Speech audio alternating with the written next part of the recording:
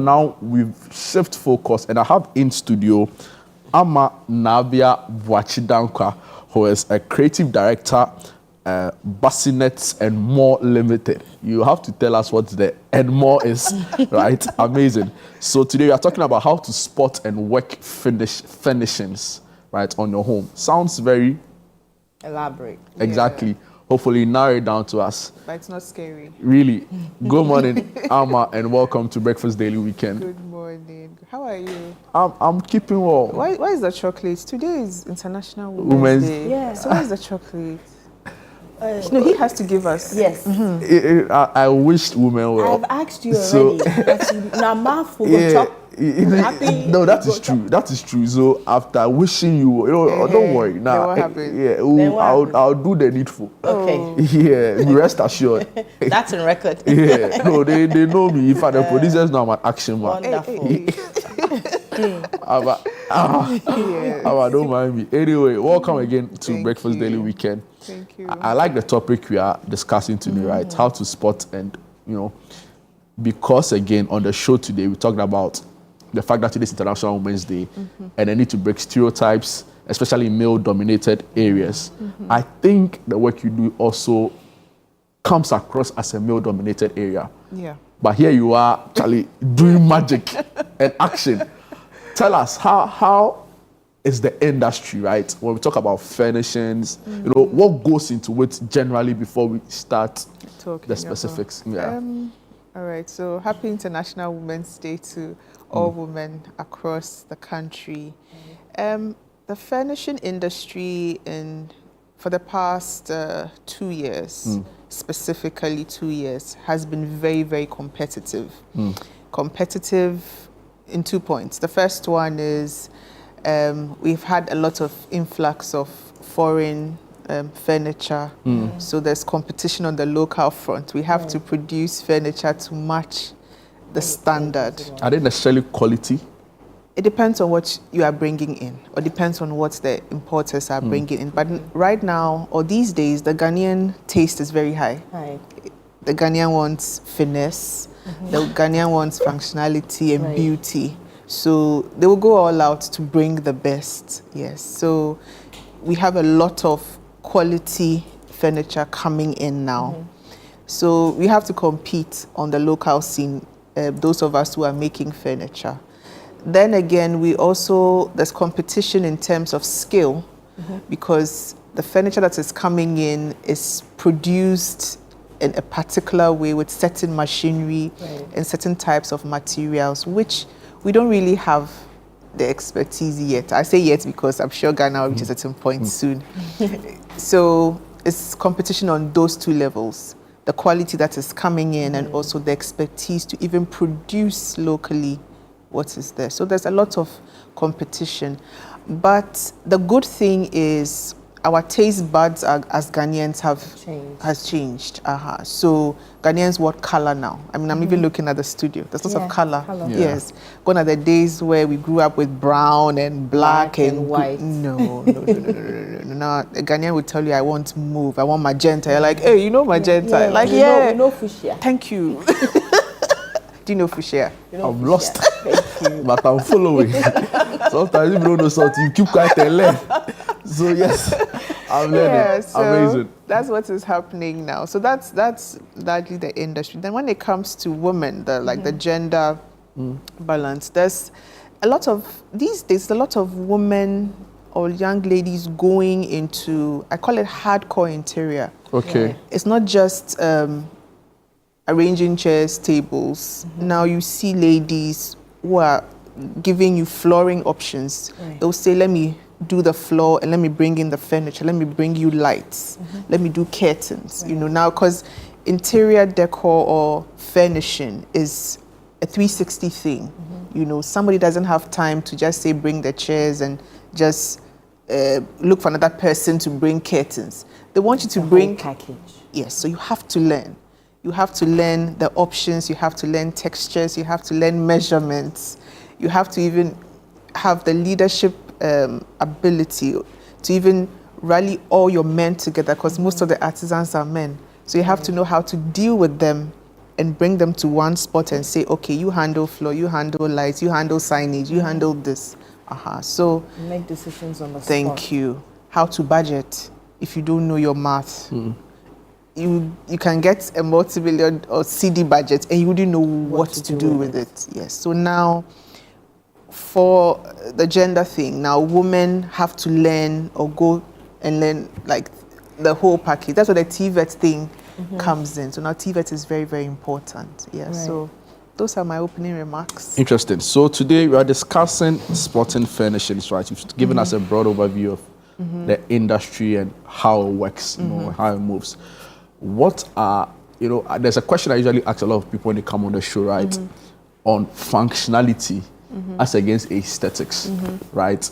I just want your opinion on this really brief, short debate. Then I know how to go ahead, okay. right? So in your line of work, between functionality and aesthetics, speaking in reference to the Ghanaian or using Ghana and the market you have here as the basis for the comparison, what do you usually, or what would be your professional advice if somebody had to make, a decision? Functionality comes first. Really? It does. I'm sitting in this chair. This chair has to be comfortable. Comfort comes under function. Okay. My back I have to sit upright. The seat I'm sitting on is supposed to support my knee and my legs. I've crossed my legs. If this couch is not functional enough, I can't sit in. Yeah. I can't relax in. So you look at function first before you look at aesthetic.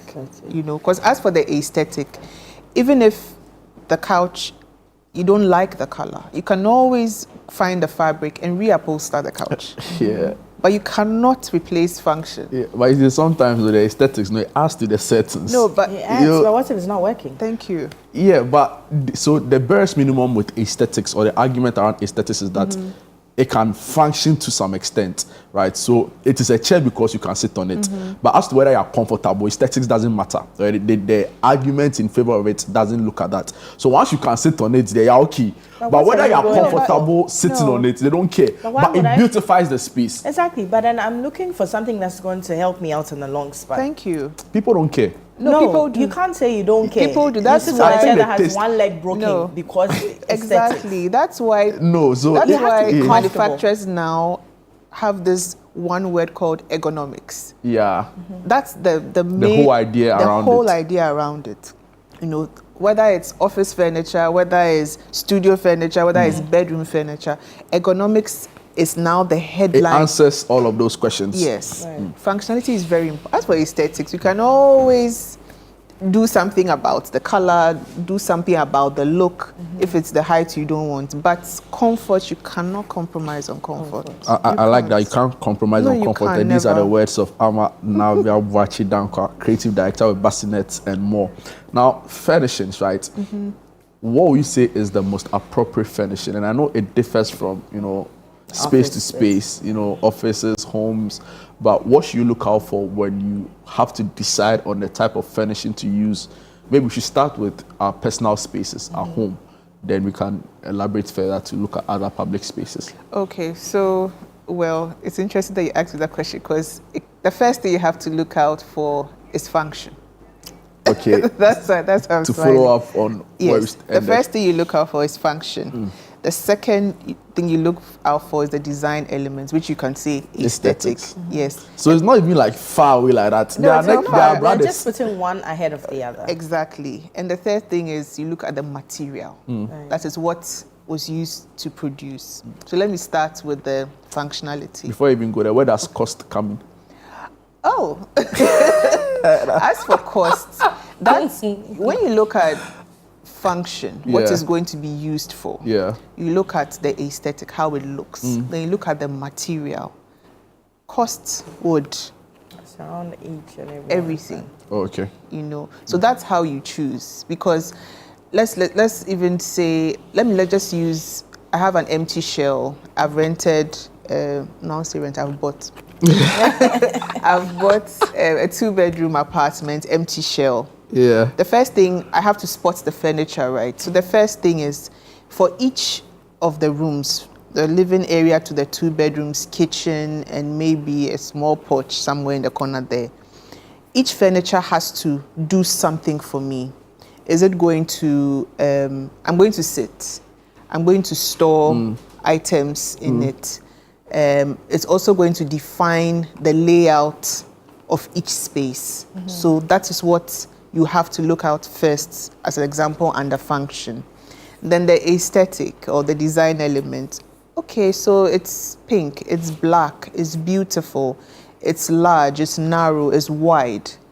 I like the depth. That's where the design element comes in. Then you have to look at the material, because material, you have to look at whether it's wood, it's glass, it's fur, it's leather, it's fabric. You have to look at that also largely because people are allergic to certain things. People react to certain things. We are now paying attention to allergies now. First, we just buy anything. You're in the house and you're just sneezing. You don't even know why you're sneezing or why you are itchy or why you have hives. So you have to look at all of that. So when you do these three things, then you can sit in the shop where you're going to buy the things and say, okay, based on all of these options, I can get this particular kind of bed. This bed has storage underneath. Maybe I don't want wardrobes in the room. Wardrobes will make, because the bedroom is small, the wardrobes will make it too large. So I can buy a bed that has drawers underneath. That's when the technical things come. Then you have to weigh the cost. Okay, this bed with drawers is 1,000. Bed without drawers is 800. What's my budget looking like? Right. So that's how you spot or you identify. Okay, but then before you get all of these things into a room, do you pay attention to the painting of the room? Oh, yes. The walls? Yes. Before you get the color of the seating? Yes. And then all other things? Mostly that subject also. Sometimes people walk into the room. Okay, so most interior furnishers, for us, what we do is when you say we should come and assess the space for you, we tend to walk into the room. We walk around, then we ask you, what are your favorite colors? Because that what helps us to determine what you need. Yes. But for people who don't normally engage interior furnishers, what they do is when they walk into the room, they tend to look at the wall and say, okay, I'm going for this particular theme or that particular theme. I always say the walls really don't. Yes, I know what I'm about to say is it's a bit trickish. The walls don't really affect the cost of what you have to do per se. Yeah, because now there are so many options. Sometimes if the wall is just white, your furniture can come in and you can do whatever.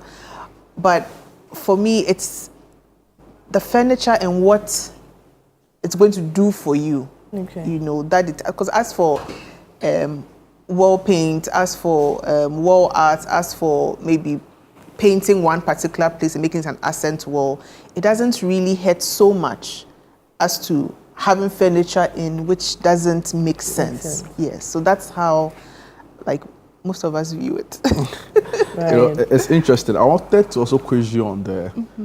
I see there's a growing taste for wood finishing. Yes, and I'm happy. You're happy? Oh, I'm really? happy. Tell us why you're happy and tell us about it. My house has been wooden since I've been Really? little. Yeah. Let me stay with you. Yeah. From the floors to the chairs. There's a tree stump for a table. You. The dining set is a tree stump. All of that wood. The staircase is wood. Thank the you. roof. Thank you. Wow. And it has a lot of all the paintings. Thank you. I've lived in that setting for a very long time. That's a proper house. Thank you. With a lot of art. Are there no, and not to even sound, but are there no like downsides to it, right? I'll talk about the cons, but the pros outweigh the pros outweigh the Thank you. treatment, for example. So maybe just in a nutshell, just put it all together first. Okay. Why people are opting for it, the pros, like you said, the cons, and just generally how you can make it better. Okay. So the first thing is, we have to realize that we live in the tropics. We are in Ghana. Ghana is hot.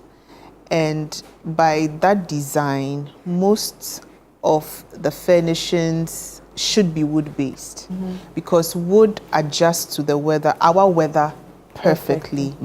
When it rains, wood has this thing that it does. When it's harmattan, wood has this thing that it does. and you can stain wood to any color. And as wood grows, that is when it actually becomes beautiful. And wood is one of the most durable natural materials for construction or home furnishing. And the funny thing is, those who are telling us that use artificial wood or artificial stuff, when you go to Europe, they are craving for Ghanaian wood. They are craving for African wood to finish their doors, their windows, to get a herringbone floor in the US. That means you are at a certain level in the economic bracket. But we come here, we don't want wooden floors, we want tiles. Why? It's tiles, interesting. we have different ones that we want. Exactly. Because like I was in Canada, somewhere winter last year, I barely could see any concrete house. The only concrete buildings I saw were like public centers, right? So like a stadium or like a high-rise flat. Yeah. Everybody else's home was wood. Yes. Wood. And we have look, I don't want to even go into whether our forests are depleting or not, but we have the natural resource sitting here, and the quality of wood we have, teak, mahogany, wawa, it's premium wood that we have in this country. And if you go to the harbor, we are just shipping the logs to them, and they are using it, and they ship the tiles to us. What is Spanish tiles? When you have wood, So one large benefit or one main benefit of wood is that it adjusts to our weather, and as years pass, it doesn't spoil. You just have to know what to do with it, and what to do with it is treating, polishing, and natural resources being so abundant in Ghana. There's beeswax in Ghana. We can make our own wood polish out of beeswax in Ghana, and carpenters of old used to develop a wax on their own and polish from doors to windows to tables and all of that. And we just need to go back and ask them. I'm sure there are master carvers, there are master carpenters who are in these are wood villages across the country, and find out from them what were they using, because they have their own oils and creams they use or they have developed from the wood itself that can polish. So the main thing about wood, the only con about wood is that it likes attention. It really likes attention as a lady. So I like that analogy. It's true. It likes attention. You can't just pour water on wood and just leave it there. Yeah. You can't leave your wooden table in the rain. Yes, it will dry out, but as it dries, if you don't polish, then you see it begins to split. So there's a whole mechanism to keeping it in proper states, right? Yes. Maybe time will not allow, but the next time on the show we should look at how to treat your wood. But beyond that, what's also another downside? Or you say the whole termites, that is all about the treatment. It's all about the treatment. And how about fire being, easily, you hear that a lot, right? Yes, I hear. Yeah. I hear that a lot. Fire and water. But the thing too is that I always, apart from the ones that we cause ourselves in our homes, if you build right and if you safe-proof your home or your space right, put in place the necessary safety features. I don't think fire would come chasing you. Because the point really is that, not to even hold before you and wood lovers, but the point really is that we've seen concrete buildings come down to ashes, right? I was about to say that an earthquake will come and the whole concrete will come down. So that one, what would you say? So exactly. that, because I'm just like the whole crave. And it's almost like a near fetish for some people. And right now, to sustainability in because you see people like wood, anything wood, right from the floor to the ceiling. Yeah, but right and now, I'm now hearing my co-host is a wood. I've lived in it for as long as that. And right now, sustainability is also one of the themes which is running through everybody. Everybody's doing from that. Corporate societies. Exactly. I'm telling you guys, speak to a bank. Yeah. Bank there, and yes, then you're talking to them. They're like, oh yeah, sustainability. Yeah. It's a major thing. Yes, it's a global theme. It's a global theme now. So right now, if you're going to even furnish a bank, let me use the bank example. they want to see wood somewhere. They want to see plants in there somewhere. Yeah. So we are shifting away from that hardcore clinical look of furnishing. So you have to have wood elements, plant elements, and all of that. And to add to your point, I grew up on the University of Ghana campus, and I lived at a place called Little Legon. Very beautiful space. And if you see how, so these houses were built by our former colonial British, but if you see how they built the houses, it was all wood. The floors are wood, the ceilings are wood, you know, the staircases are wood. Everything was wood. And the University of Ghana has done so well to preserve those houses. It's only the new ones that, you know, you see some of the floors being tiled, but the old houses still have them.